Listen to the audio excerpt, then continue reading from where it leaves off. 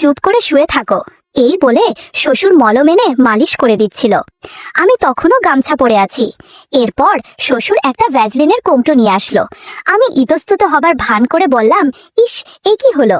আমি হলাম হাসান, আমার স্ত্রী এখনো জীবিত। আমার একমাত্র ছেলে ফারুক বর্তমানে ইতালিতে কাজ করে। আমার ছেলের বিয়ে দিয়েছি 1 বছর হয়েছে। বৌমার নাম লিজা, বয়স 23 বছর। ছেলের সাথে বেশি দিন সংসার করতে পারেনি, কারণ বিয়ের 3 মাস পর ছেলের ভিসা হয় আর ইতালিতে পাড়ি জমায়। বৌমা আমাদের সাথেই থাকে। আমরা মিরপুর এলাকায় থাকি, 3 রুমের ফ্ল্যাট নিয়ে।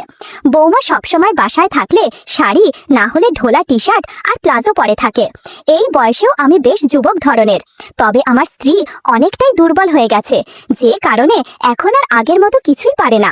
এদিকে আমি কোথাও কি যে কিছু করব তা লোক লজ্জার ভয়ে আর হয়ে উঠছে না। মাঝে মাঝে সিনেমা দেখে নিজেকে সান্ত্বনা দিলাম। সময়ের সাথে সাথে বৌমার প্রতি কেমন যেন একটা টান অনুভব করতে থাকি। গোসলের সময় প্রায় দিনই লিজা বৌমাকে কল্পনা করি। মাঝে মাঝে খেয়াল করতাম লিজা লম্বায় 5 ফুট 3 ইঞ্চির মতো। গরমকালে ঢিলে ঢালা জামা কাপড় পরে। লিজা মোটামুটি ফর্সা। আমার স্ত্রীর আড়ালে আমি একটু একটু করে বৌমার কাছাকাছি থাকার চেষ্টা করতাম, কিন্তু বৌমা তেমন আগ্রহ দেখাচ্ছিল না। একদিন আমি আর আমার স্ত্রী বাইরে গিয়েছিলাম। বাসার নিচে এসে স্ত্রীকে বললাম, তুমি নিচে থাকো, আমি বাজারের ব্যাগটা তুলে দিয়ে আসছি। আমি তাড়াতাড়ি বাজার নিয়ে ওপরে উঠলাম। আমার কাছে চাবি ছিল, তাই দরজা খুলে বাসায় ঢুকলাম, কিন্তু বৌমাকে দেখতে পেলাম না। মনে মনে ভাবলাম, ওর তো এখন বাসায় থাকার কথা। বৌমার রুমের কাছাকাছি যেতেই ওর রুম থেকে কেমন জানি আওয়াজ পেলাম। রুমের দরজার কাছে গিয়ে দেখি দরজা একটু খোলা। সামান্য উকি দিতেই দেখি বৌমা সিনেমা দেখছে। বিছানার ওপর দেয়ালে হেলান দিয়ে বসা, ডান পাশে একটা শসা আর একটা ভ্যাজলিনের কৌটা। একটু পর সিনেমা দেখতে দেখতে কি যেন করতে শুরু করলো। বন্ধুরা, ইউটিউবের কড়া নিয়মের কারণে কিছু ঘটনা সরাসরি বলা যাচ্ছে না। তোমরা কমেন্টে দেওয়া লিংক থেকে আমার ওয়েবসাইট ভিজিট করো, সেখানে একদম মনের মতো গল্প দেয়া আছে, যেগুলো ইউটিউবে পাওয়া যায় না। বৌমার কার্যকলাপ দেখে আমার মনে আনন্দে ভরে গেল। সে কি শব্দ সারা ঘরে! আমি কোনোভাবেই নিজেকে সংযত করতে পারছিলাম না। ওদিকে আমার স্ত্রীর ওপরে উঠে আসছে আওয়াজ পাচ্ছি, তাই দ্রুত আমি বাসার থেকে বের হয় কলিং বেল দিলাম। একটু পর বৌমা দরজা খুলল। দেখলাম লিজা অনেকটাই ঘেমে গেছে আর মুখ একটু লাল হয়ে আছে। আমি আর ওর শাশুড়ি ঘরে ঢুকলাম। মনে মনে ভাবলাম, ইস, বেচারিকে ডিস্টার্ব করলাম। একটু পর জিজ্ঞাসা করলাম, কি ব্যাপার বৌমা, তুমি কোনো কাজ করছিলে নাকি? বৌমা বলল, না বাবা, আসলে একটু গরম পড়েছে তো তাই। আমি বললাম, কোনো সাহায্য লাগলে আমাকে বলো, আমি সবসময় আছি তোমার পাশে। এই বলে আমার ঘরে চলে গেলাম। ওরা দুজন রান্নাঘরের দিকে গেল। আমার তো মনে এখন অনেক আনন্দ হচ্ছে। কিভাবে কি করব তাই চিন্তা করছিলাম। পরের দিন সকালে উঠলাম, খবরের কাগজটা নিয়ে দেখি বৌমা রান্নাঘরে রুটি বানাচ্ছে। কেউ অফিসে যায় না, তাই কোনো তাড়াও নেই। আজকে বৌমা একটা গেরুয়া কালো স্লিভলেস ব্লাউজে পরেছে, সাথে কালো রঙের শাড়ি। আমি রান্নাঘরে গেলাম, চোখ ছোট করে যেন ও মনে করে যে চশমা না থাকায় আমি দেখতে পাচ্ছি না। রান্নাঘরে ঢুকে লিজার সাথে ধাক্কা লাগালো। ও হচকিয়ে পিছে তাকালো। আমি বললাম, রুকসানা, কি করছো তুমি? বৌমা কোনো মতে ঘুরে বলল, বাবা, আমি লিজা, এই তো রুটি বানাই, মা এখনো ঘুমাচ্ছেন। আমি বললাম, ও আচ্ছা, আমি ভাবলাম তোমার শাশুড়ি। আমার চশমাটা কোথায় আছে, একটু এনে দাও তো বৌমা। বৌমা বলল, চশমা তো আপনার গলায় ঝোলানো বাবা। আমি বললাম, হায় রে, দেখেছো, আর আমি সব জায়গায় খুঁজছি। চশমাটা পরে রান্নাঘর থেকে লিভিং রুমে টিভি ছেড়ে দিয়ে বৌমার কথা ভাবছি। নিজের মধ্যে কেমন যেন অনুভূতি কাজ করছিল। গোসল করার সময় বৌমার কথা কল্পনা করে কিছু স্যাম্পে ফেললাম। গোসল সেরে বের হয়ে একটা পরিকল্পনা মাথায় এলো। আমি বের হয়েই লিভিং রুমে সোফাতে বসলাম। এমন ভাবে বসলাম যেন বৌমা সহজে জাদুর লাঠি খেয়াল করতে পারে। একটু পর লিভিং রুমে এসে খেয়াল করলো, কিন্তু না দেখার ভান করে চলে গেল। বিষয়টা আমার বেশ ভালো লাগছিল। একটু পর বৌমা বাথরুমে কাপড় ধুতে গেল, আমিও গেলাম পিছে পিছে। যাওয়ার আগে রুমে উকি দিয়ে দেখলাম রুকসানা রুমে শুয়ে আছে। আমি একটা চেয়ার নিয়ে বাথরুমের দরজার সামনে বসলাম।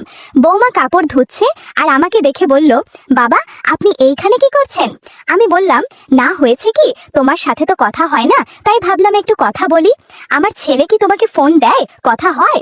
বৌমা বলল, জি বাবা, হয়। ও নাকি ভালোই আছে, সামনের মাসে টাকা পাঠাবে। কথা শেষ হতেই আওয়াজ পেলাম রুকসানার রুম থেকে বেরোচ্ছে।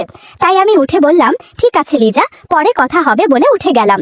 বৌমা কাপড় কেচে গোসল করে নিল। এরপর আমরা সবাই একসাথে দুপুরের খাবার খেলাম। তখন বাজে 2টা কি 3টে। খাবার পর একটু ঘুমালাম। ঘুম ভাঙলো 5টার দিকে। উঠে মুখ ধুয়ে দেখি বৌমা একটা কালো ম্যাক্সি পরে রান্নাঘরে কি যেন ভাজছে। এই সুযোগে আমি সকালের মতো চশমা খুলে রান্নাঘরে গেলাম। বাম হাত দিয়ে বাতাবি লেবু ধরে বললাম, কি ভাজছো রোকসানা? বৌমা একটু চমকে গিয়ে বলল, আমি লিজা বাবা একটু পাকোড়া ভাজছি, শাশুড়ি মা রুমে আছে। আমি বললাম, ও আচ্ছা সরি, আসলে চশমা ছাড়া কিছুই বুঝতে পারি না। এই বলে আমি চলে এলাম রুমে। একটু পর ডাক দিল যে সব নাস্তা টেবিলে দেওয়া হয়েছে। আমি আর ওর শাশুড়ি গেলাম ডাইনিং টেবিলে। আমরা সবাই একসাথে খাবার খেয়ে নিলাম। এরপর আমি উঠে লিভিং রুমে গিয়ে টিভিটা ছাড়লাম আর বৌমাকে বললাম 1 কাপ চা দিতে। কিছুক্ষণ পর বৌমা চা নিয়ে আসলো। ভাবলাম এইবার জাদুর লাঠি আর আড়ালে রাখা যাবে না, সরাসরি দেখাতে হবে। লিজা যখনই চা দিতে এলো তখন ফ্যানের বাতাসে লুঙ্গি উড়ছিল। বৌমা আমার হাতে কাপ দিয়ে আমার দিকে কিছুক্ষণ তাকিয়ে রইল। আমি তখন ইতস্তত হবার ভান করে বললাম, ইস এ কি হলো? এমন পরিস্থিতিতে বৌমা একটু অস্বস্তিতে পড়ে গেল আর দ্রুত সেখান থেকে চলে গেল। একটু পর রান্নাঘরের দরজার পাশে বাড়িয়ে আমার দিকে উঁকি দিল আর একটা মুচকি হাসি দিয়ে চলে গেল। আমিও একটু অবাক হলাম ওর কাজ দেখে। মনে হয় সবুজ সংকেত পেয়েছি। পরের দিন সকালে উঠে দেখি ঘড়িতে 8:30 বাজছে। তাড়াতাড়ি মুখ ধুয়ে পেপার এনে রান্নাঘরের দিকে গেলাম। দেখলাম বৌমা কালকের শাড়ি ব্লাউজ পরে আছে। আমি সোজা রান্নাঘরে ঢুকে বললাম, বৌমা কি করছো? ও ঘুরে আঁচল দিয়ে মুখের ঘাম মুছতে মুছতে বলল, বাবা সকালের নাস্তা বানাচ্ছি। এই বলে নিচের দিকে এক পলক তাকিয়ে একটা হাসি দিয়ে বলল, মা উঠেনি বাবা? আমিও, না এখনো উঠেনি, তুমি চাইলে উঠাতে পারো। বৌমা বলল, মানে? আমি বললাম, না কিছু না, আমাকে 1 কাপ চা করে দিবে? আমি লিভিং রুমে বসছি, তুমি চা নিয়ে এসো বলেই লিভিং রুমে গিয়ে টিভিটা হালকা শব্দ দিয়ে খবর চালু করলাম। গতদিনের মতো আজকেও একটি ঘটনা ঘটালাম। মনে হচ্ছে ধীরে ধীরে কাজ হবে। নাস্তা শেষ করে আমি উঠে রুমে গিয়ে টিভিটা চালালাম। হঠাৎ লিজার শাশুড়ি এসে বলল, বাজারে তো কিছুই নেই, একটু গিয়ে নিয়ে এসো। আমি ব্যাগটা নিয়ে নিচে নামলাম। রাস্তায় এক বয়স্ক রিক্সাওয়ালা দাঁড়িয়েছিল। চেহারায় শান্ত একটা ভাব। বয়স হবে 40-45-এর মতো। নাম বলল জোসেম। ও রিক্সায় চড়ে বাজারে চলে গেলাম। বাজার করতে করতে সময় লেগে গেল 1.5 ঘন্টা মতো। সব কেনাকাটা করে বাড়ি ফিরলাম। উপরে উঠে কলিং বেল দিলাম। বৌমা দরজা খুলে দিল। একটু ক্লান্ত দেখাচ্ছিল ওকে। আমি ঢুকতে ঢুকতে বললাম, তোমার শাশুড়ি কই? ও হেসে বলল, পাশের বাসায় গেছে। আমি বাজারের ব্যাগ রান্নাঘরে রেখে বসে পড়লাম মেঝেতে। বৌমা উবু হয়ে বসে ব্যাগ খুলে একে একে সব বাজার বের করছে। আমি চুপচাপ তাকিয়ে দেখছিলাম। এমন সময় গাছের ডাবের দিকে খেয়াল করলাম, দারুণ সুস্বাদু হবে। বৌমা বলল, বাবা আপনি বসেন, আমি পানি এনে দিচ্ছি। আমি মৃদু হেসে বললাম, এখন খাবো না বৌমা। ও কিছু না বলে নিচু হয়ে আবার বাজার গোছাতে লাগলো। আমি নীরব হয়ে শুধু তাকিয়েছিলাম। ঠিক তখনই বাইরে থেকে দরজায় শব্দ হলো। রুকসানা ফিরেছে। আমি একটু অপ্রস্তুত হয়ে চেয়ার টেনে উঠে দাঁড়ালাম। বৌমা তাড়াতাড়ি সব ঠিক করে নিয়ে স্বাভাবিক হয়ে গেল, যেন কিছুই হয়নি। রুকসানা এসে বলল, আজকেও বান্ধবীদের বাড়িতে ঘুরতে যাবে। আমি ভাবলাম, আরে ব্যাস, এই তো মক্ষম সুযোগ। দুপুরের দিকে রুকসানা বেরোলো। আমি লিভিং রুমে বসে টিভি দেখছি। ওদিকে বৌমা বলল, আমি বাথরুমে গোসল করতে যাচ্ছি। গোসল করতে করতে পা স্লিপ করে আমি পড়ে গেলাম।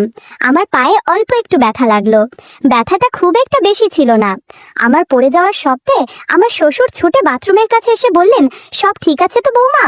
আমি বললাম, না বাবা, আমি পা স্লিপ করে পড়ে গিয়েছি, ব্যথায় উঠতে পারছিলাম না। এদিকে জামা কাপড় হ্যাঙ্গারে রাখা। কোনো রকমে গামছা জড়িয়ে দরজা খুললাম। শ্বশুর দেখলেন যে আমি বাথরুমে চিৎ হয়ে পড়ে আছি। উনি তাড়াতাড়ি এসে আমাকে তুলে আস্তে আস্তে আমার ঘরে নিয়ে গেলেন। যাওয়ার সময় লক্ষ্য করছিলাম গামছা অগোছালো হয়ে আছে আর শ্বশুর আর চোখে আমার দিকে তাকাচ্ছে। ঘরে নেয়ার পর জিজ্ঞেস করলেন, কোথায় ব্যথা লেগেছে? আমি বললাম, আমার খুব একটা লাগেনি আর আমি এখন ঠিক আছি। উনি আবার জিজ্ঞেস করলেন। আমি খানিকক্ষণ চুপ থাকার পর বললাম, বাবা আমার পা আর কোমরে ব্যথা লেগেছে। আমার কথা শুনে শ্বশুর বলল, দাঁড়, তোমার প্রাথমিক চিকিৎসা করাতে হবে। আমি মলম দিয়ে দিচ্ছি, তাতে ব্যথা কমে যাবে। তুমি চুপ করে শুয়ে থাকো।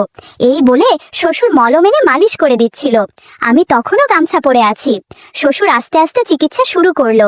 আমি শুধু বলছিলাম, ইস ব্যথা লাগছে, আস্তে চিকিৎসা করুন বাবা। এরপর শ্বশুর একটা ভ্যাসলিনের কৌটো নিয়ে আসলো। তারপর আবার চিকিৎসা শুরু করলো। ঘন্টা খানেক পর আমার একটু সুস্থ লাগছিল। শ্বশুর বলল, আমার ছেলে বাড়িতে থাকলে তোমার এত কষ্ট হতো না, তবে আমার ছেলের পরিবর্তে আমি তোমার কষ্ট দূর করে দিচ্ছি। কিছুক্ষণ পর শ্বশুর আব্বা আমাকে আশীর্বাদ করলেন আর সব শেষে প্রসাদ দিলেন। করলেন। আমি বললাম, আপনার তুলনা হয় না শ্বশুর আব্বা, আপনি আরেকটা কাজ করে দিন, ওই আলমারি থেকে আমাকে একটা ম্যাক্সি নামিয়ে দিন, সেই কখন থেকে গামছা পরে আছি। শ্বশুর আব্বা একটা ম্যাক্সি দিয়ে নিজের ঘরে চলে গেল, আর আমি ফ্রেশ হয়ে বিশ্রাম নিলাম। সন্ধ্যার আগে শাশুড়ি মা এলো, আমার রুমে এসে বলল, তোমার জামাই মানে আমার ছেলে কিছু টাকা আর একটা ফোন পাঠাইছে বাড্ডায় এক লোকের কাছে, তুমি গিয়ে নিয়ে এসো। আমি অবাক হয়ে বললাম, একটু পরে তো সন্ধ্যা গেলে যাবে। এমন সময় শ্বশুর আব্বা আমার ঘরে এসে বলল, আমি যাব ওর সাথে, তাহলে তো সমস্যা হবে না। কথাটা শুনে আমি মুচকি হাসি দিলাম, আবার মনে হয় বুড়ো কিছু মতলব পাকাচ্ছে। আমি একটু তাড়াহুড়ো করে তৈরি হলাম, সাদা হাতাকাটা ব্লাউজ, গোলাপি শাড়ি, চুল বাঁধা। আমি আর শ্বশুর নিচে এসে দেখি জসিম কাকা রিক্সা নিয়ে দাঁড়িয়ে আছে। ওদিকে আকাশটাও কেমন মেঘ মেঘ করছে। বৃষ্টি নামার আগে আমরা বেরিয়ে পড়লাম। বাড্ডায় পৌঁছতে বেশিক্ষণ লাগলো না। যার কাছ থেকে জিনিস নেওয়ার ছিল খুব ভদ্র মানুষ, ফোনটা দিয়ে দিলেন। এরপর এটিএম থেকে টাকা তুলে আবার রওনা দিলাম। সব কাজ শেষ করতে প্রায় 1 ঘন্টা লেগে গেল। রিক্সায় উঠে পড়তেই টিপ টিপ করে বৃষ্টি নামলো। আমার মন কেমন যেন অস্থির হয়ে আসছিল। একে বৃষ্টি, তার উপর এইদিকে রাস্তাটাও বেশি ভালো না, একদম ভাঙা চোরা রাস্তা। বৃষ্টির পানির কারণে রাস্তার খানাখন্দ বোঝা যাচ্ছে না। আচমকা রিক্সা এক জায়গায় গর্তে পড়তেই আমরা দুজনেই একটু কেঁপে উঠলাম রিক্সার ঝাঁকিতে। শ্বশুর সুযোগ বুঝে বলল, তুমি জাদুর লাঠি শক্ত করে ধরো, আমি গাছের ডাব ধরে রাখি। বৌমা বলল, ইস বাবা, কি করছেন, কেউ দেখলে ঝামেলায় পড়ে যাব। শ্বশুর বলল, কেউ দেখবে না বৌমা, তাছাড়া রিক্সার পর্দার কারণে কিছুই বোঝা যাবে না, তুমি শুধু ওই দিকে মনোযোগ দাও। একটু পর বৃষ্টি আরো বেড়ে গেল, তাই জসিম কাকা রিক্সা একপাশে রেখে একটা দোকানে আশ্রয় নিল। এদিকে আমি আর শ্বশুর রিক্সার মধ্যে বসে আছি।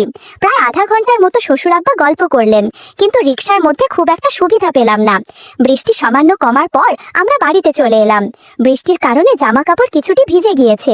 আমি দ্রুত বাথরুমে ঢুকে সব চেঞ্জ করে নিলাম। এরপর ব্লাউজ আর পেটিকোট ভালো করে বারান্দায় শুকাতে দিলাম। রাতে খাবার খাওয়ার সময় শাশুড়ি মা বলল, পরশুদিন আমার ভাইয়ের ছেলের বিয়ে ঠিক হয়েছে, সেখানে দাওয়াত খেতে যেতে হবে। অনেক দূরের পথ, সেই কক্সবাজার, তাই আজকে থেকে লাগেজ গোছানো শুরু করে দাও। শাশুড়ির কথা শুনে মনটা আনন্দে ভরে গেল। এই সুযোগ কাজে লাগাতে হবে। দেখতে দেখতে যাওয়ার দিন চলে এলো। আমরা রেডি হয়ে বেরিয়ে পড়লাম কমলাপুর স্টেশন যাওয়ার উদ্দেশ্যে। দীর্ঘ 9 ঘন্টা জার্নি করে আমরা বিয়ে বাড়িতে চলে এলাম। বিয়ে বাড়িতে পৌঁছিয়ে আমি আমার জামা কাপড় ছাড়বার জায়গা নেই, কারণ আরো কিছু আত্মীয় এসে পড়েছে। আমি শাশুড়িকে বিষয়টা বললাম। তখন শাশুড়ি বলল, আমি তো ভুলেই গেছি যে আমার ছোট ভাইয়ের ফ্ল্যাটের নিচতলায় আরো একটা ফ্ল্যাট খালি পড়ে আছে, আর তাতেও ঢালা বিছানা পাতা আছে, তুমি সেখানে গিয়ে ফ্রেশ হয়ে নাও। আমি তাড়াতাড়ি সেখানে চলে গেলাম। গিয়ে দেখি ফ্ল্যাটটা 2 বেডরুম ফ্ল্যাট, আর ফ্ল্যাটের সঙ্গে একটা ছোট্ট বালকনি আছে। বড় শোবার ঘরের সঙ্গে একটা সুন্দর বাথটাব দেওয়া বাথরুম অ্যাটাচড আছে। বাথরুমে গিজার লাগানো থাকায় গরম জল পাওয়া যাবে দেখে আমি খুশি হলাম। আমি ব্যাগটা রেখে বাথরুমে গেলাম আর ফ্রেশ হয়ে স্নান সেরে নিলাম। এমন সময় দেখলাম শ্বশুর আব্বা চলে এসেছে। আমি শুধু একটা গামছা জড়িয়েছিলাম। শ্বশুর বলল, আরে বৌমা, তুমি এখানে? আমি বললাম, আসলে সারা পথ জার্নি করে অনেক ক্লান্ত লাগছিল, তাই স্নান করে নিলাম। শ্বশুর বলল, তুমি এদিকে আসো, তেল মালিশ করে দিচ্ছি, তাহলে দেখবে ভালো লাগবে। আমি বললাম, হ্যাঁ বাবা, তাই করুন। শ্বশুর বলল, আগে এখানে উবু হয়ে বসো, আমি তেল নিয়ে আসি। কিছুক্ষণ পর শ্বশুর আব্বা আমার সেবা করতে শুরু করলেন। ফ্ল্যাট নিস্তব্ধ থাকায় কেমন যেন হাততালির শব্দ শোনা যাচ্ছে। শ্বশুর বলল, একটু অপেক্ষা করো, আমি টিভিতে গান ছেড়ে দিচ্ছি, তাহলে শব্দ বোঝা যাবে না। ঘণ্টাখানেক আশীর্বাদের পর শ্বশুর আমাকে প্রসাদ খেতে দিলেন আর বললেন, তোমার মঙ্গল হোক। বিয়ে বাড়ির শুরুটা বেশ ভালোই হলো। শ্বশুর বলল, যতদিন না আমার ছেলে বাড়িতে আসছে ততদিন যে কোনো কিছু লাগলে আমাকে জানাবে, আমি জাদুর লাঠি নিয়ে তোমার সেবা যত্ন করব। আমি বললাম, আপনি এখন আমার শেষ ভরসা।